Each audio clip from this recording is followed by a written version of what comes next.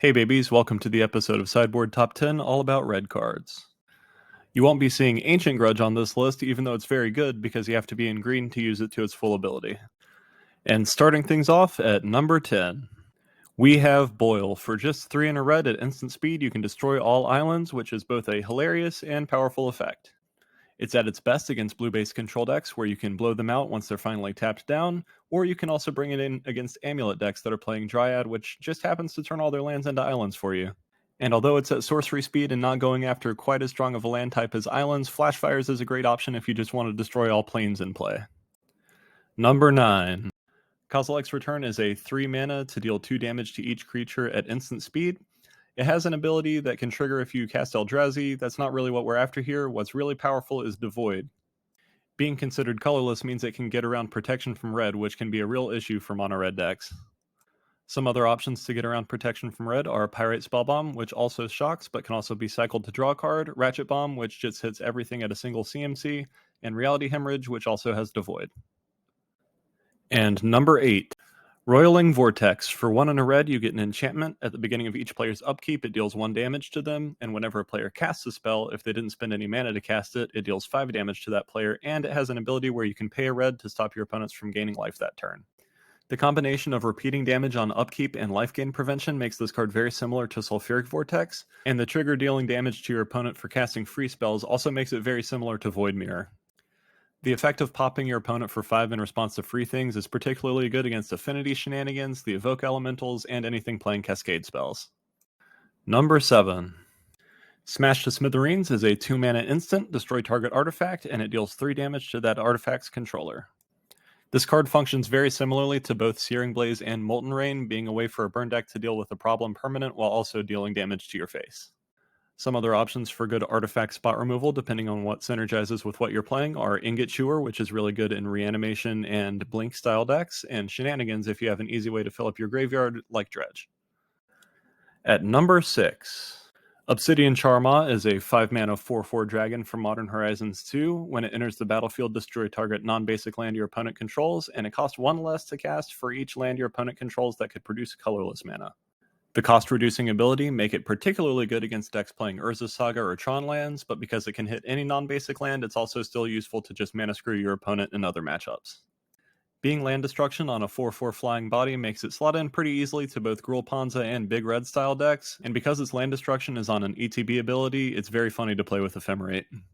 Some other decent targeted land destruction to play in your sideboard are Molten Rain, which has the upside of shocking your opponent's face, and Pillage, which has the upside of also being able to target an artifact on top of preventing regeneration. At number 5, Shattering Spree is a 1 mana red sorcery to destroy target artifact with Replicate for 1 red, so you can copy it as many times as you want to pay 1 more red, choose new targets for the copy. It can be used as spot artifact removal, it can be used as masked artifact removal, or you can use it as something spicier. Because you can choose the same targets for the copies, it means you can fight through counterspells by targeting something multiple times, or because the copies are copies and they aren't cast, they can fight through things like Chalice of the Void on 1.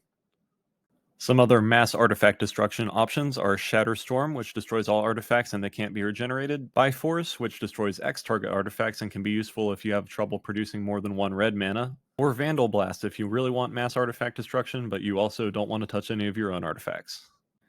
At number 4, Anger of the Gods is a 3 mana sorcery. It deals 3 damage to each creature, and if a creature dealt damage this way would die this turn, it is exiled instead.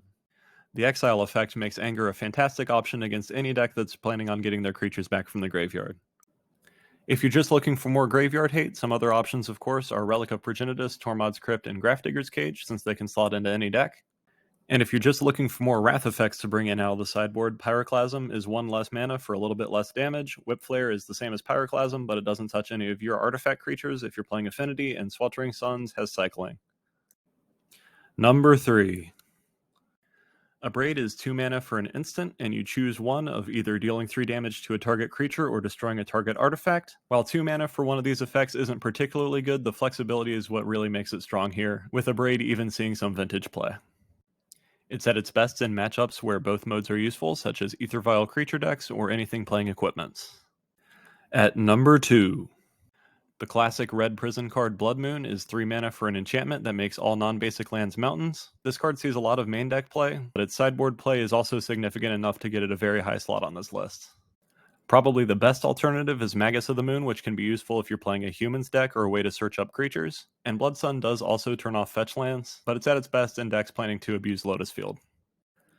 And finally, at number 1. Alpine Moon is a 1-mana red enchantment. As it enters the battlefield, choose a non-basic land card name. Lands your opponents control with the chosen name lose all land types and abilities, and they gain tap to add 1 mana of any color. This makes it yet another efficient answer for Tron, but it's at its best against Urza's Saga, where Alpine Moon forces Saga to sacrifice itself as a state-based action. The most obvious alternative to Alpine Moon is its big brother Blood Moon, but another similar card in hating one specific land is Crumble to Dust.